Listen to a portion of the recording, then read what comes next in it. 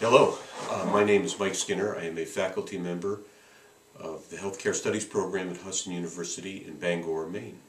I'd like to follow up on a posting that I did on my Health Redux blog.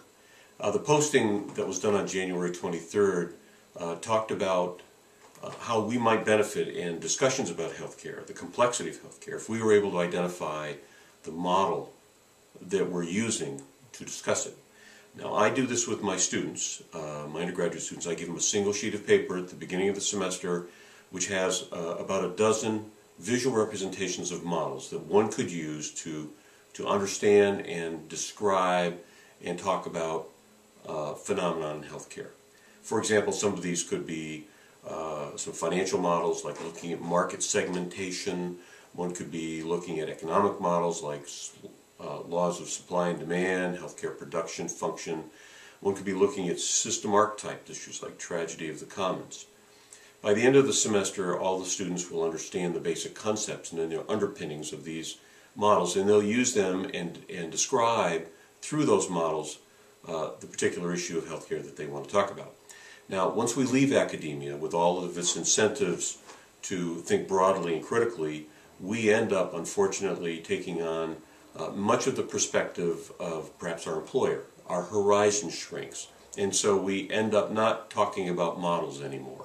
It's very rare that we feel compelled to do that. So in this particular blog that I did, I identified a number of models that adults in the workforce in healthcare might think about adopting, or at least articulating. That's how they look at the world. For example, do you have an ideology perspective? In other words, is the status quo almost always not right? That you are always looking to better healthcare for the future? Do you have a political way of looking at the world, or frame of reference, or model, such that you're a pragmatist? You do whatever's best for the majority of your constituency. Do you have an institutional model? An institutional model might mean something like, well, history matters. The way institutions such as healthcare or marriage or democracy or capitalism, any of those institutions are very slow to change, and there are reasons for that.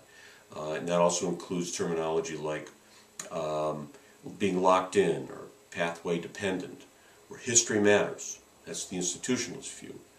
So there are a number of different models, frames of references that people could use or naturally use to look at the world around them.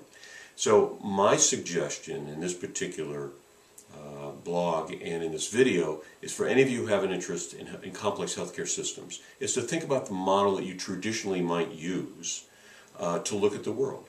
And if that model seems to fit and able to describe what you're seeing in healthcare, identify that up front to the person you're talking with, you're discussing with. That helps everybody. If people with different frames of references, different models, understand what models they're using, that helps in the discussion. It helps sort of diffuse the emotions around why somebody's thinking in a particular way. I mentioned in the blog that I will identify in this video the one I tend to use, the model that I tend to lean toward, and that's the institutionalist model. And at some point I will go over a little more why that is. Now, it has failed me in the past. It has that model. For example, last year in February I wrote a pretty extensive essay in my doctoral program about how healthcare reform bill was never going to be approved. That was in February of 2010. Well, of course, within 2 months the bill was passed. And so my view of why it wasn't going to pass was an institutionalist view. So I had to amend. Now, how could that have happened? I had to amend it, but it helped me to frame why I thought in a particular way.